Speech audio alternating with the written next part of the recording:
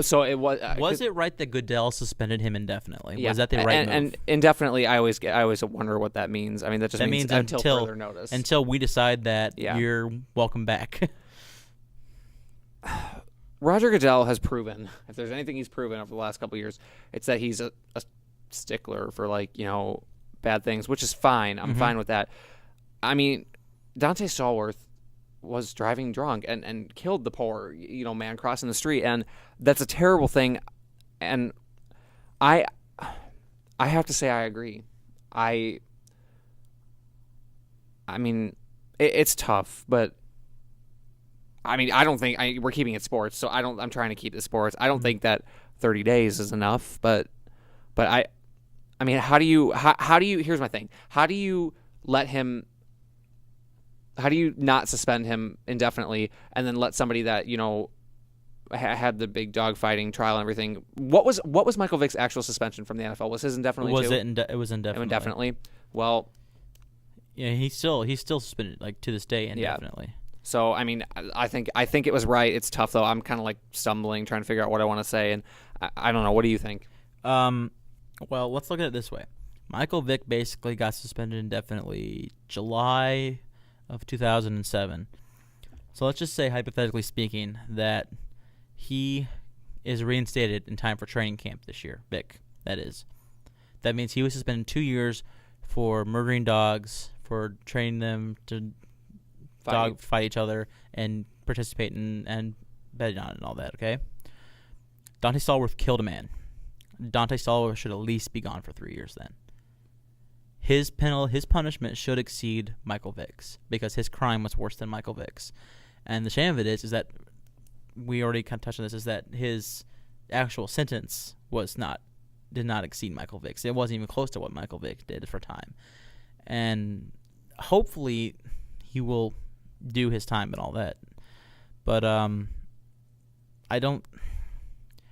I think it shouldn't be indefinite. I think Roger Goodell should define it. I think for both of them, for him and Vick. Yeah, I don't really like that's another thing to talk about in this. I don't really like the whole indefinite thing. Well, what I don't like about it is that it's far too, this is what we want, or it's how we feel. I think you have to take the judgment calls out of sports, because judgment calls will lead to inconsistency, and people don't know how to act around inconsistency.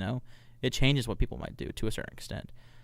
I mean, to the small details. Like we always talked about how in NASCAR the yellow line rule is kind of a judgment call. It shouldn't be a judgment call. It should be defined clearly, so that nobody can say, "Well, I might be able to get away with it. I'll try it." I think Goodell should almost make a chart. You get caught doing something small, it'll be a week or several weeks or a year, or something big, it's several years, lifetime ban. Why not lifetime bans? Why not ban both of them for life? At least make it so that it makes sense to the crime. Yeah, I agree. I mean, though I don't condone in any way. I don't like what Michael Vick did at all. I think it's terrible. The reality is, and there are people that will argue against this, but the reality is, come on, Dante Stallworth's crime was worse. I mean, seriously, it was. Well, I'll put it like this: a dog's life is not equal to that of a human's life. Point blank.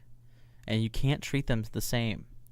People love dogs, and so it hurts more almost, because you don't know the man, and he could be some random guy. He could be a real jerk, or he could have been a nice guy. It paints it. But everybody views dogs as pure, and all that. And everybody has memories of at least a pet that they had. But, as much as it makes you sad because that cute little furry thing got, drowned, it's not a person.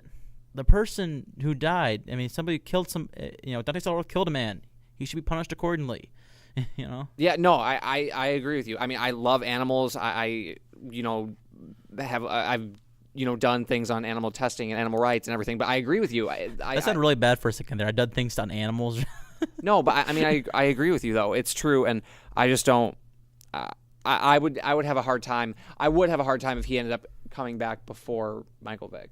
Well, I think a lot of people would. Yeah, well, and we don't even know if Vick will be back this year because Goodell, basically refuses to, let him back in until he shows something. But all right, that's enough of that. That's downer. Chris, you spent a day at the ballpark this weekend watching your two favorite teams, and we have a little bit of time before we do our mailbag because we're going to do a special mailbag today. Why don't you give us some insights from being at Wrigley Field for that 13-inning win by the Cubs on Saturday? It was really cool. I will say this: I'm glad they only play each other every couple of years because I do not like playing or having my two favorite teams play each other. It was actually really funny. When the Indians would do something great, I would clap. When the Cubs would do something great, I would clap. And were the people around you thoroughly confused? Well, what's funny is I actually think I got more. I didn't really get like any crap or anything, but I got more like kind of like nudges and stuff for wearing a Cubs shirt and an Indians hat than if I would have worn just solid Indians or solid Cubs. What was interesting about the game was there were, I don't think I told you this, there were a lot of Indians fans there. Like, really? There were a lot. That's not that far, though. It's only a couple states over. I mean, there were a lot. It was very interesting. There were a lot of Indians fans there. Like when the Indians would make a great play or they would score a run or hit a home run or something, the crowd would get pretty loud. It was very it surprised me. It actually surprised me a little bit. But it was really awesome. It was great to see one of my teams finally end their streak, and yet really not that great because the other one just continued. It was like you had said. It was kind of how does it feel to still be the kiss of death for the Indians? I broke one of the streaks pretty much by default. Yeah, it's got to feel kind of hollow, doesn't it? No, it does. It does totally. I mean that kind of jokingly, though. Yeah, but no, for real, I did break it by default. Yeah. I broke it by default, and the other thing, I mean, it was just great. Actually, what happened was in the middle of the game, our seat. Did I tell you? I don't know if I told you. You got moved up. Yeah, our seats got upgraded, so it was pretty cool. Now, is there anything like being at the ballpark that changes your perspective on things? Like last week, I was talking about how sitting where I did the NASCAR race kind of changes your perspective or allows you to get different insight into it. Was there anything like that? Could you like bring it like, I could really see how the pitcher was cranking on the ball, or yeah. Well, actually, what's interesting is. If as much as you would say being in a NASCAR race adds perspective, I would kind of hesitate, but I would say that almost being at the ballpark narrows your perspective a little bit as far as like the balls and strikes and stuff because it was so funny. The kid sitting next to me was a Cubs fan, and then his friend that was with him was an Indians fan, and he was just saying, and we were sitting down the third baseline, so you could not see if it was down the middle. You could sometimes see if they're really high or really low, but you can't see if they're on the inside or you just don't have the right angle. And he'd be like, he would actually say like, that was clearly a strike. That was clearly a ball. And I'm just like, you cannot tell. Come on. And so, but I mean, everything always looks bigger on TV. And so it's just very confined, and it's as much as I would say being at the NASCAR race adds to it. Baseball takes away from a little bit, but neither one of the pitchers were that spectacular. So. How did it was a walk-off something, right? Was it a home run? No, it was just a walk-off hit. Just a walk-off hit? Oh, that's disappointing. Oh, no, it was a walk-off walk. Oh, no way. Yeah.